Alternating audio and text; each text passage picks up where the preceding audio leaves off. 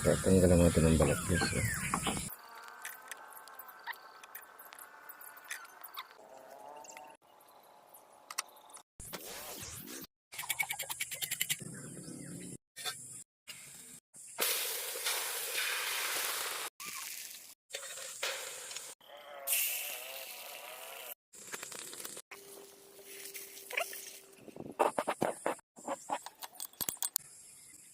Yan guys, oh.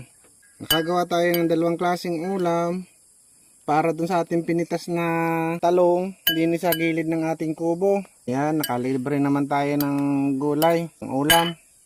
Ganun lang guys, tatanim tayo ng kahit pa ilan puno lang para di na tayo bumili.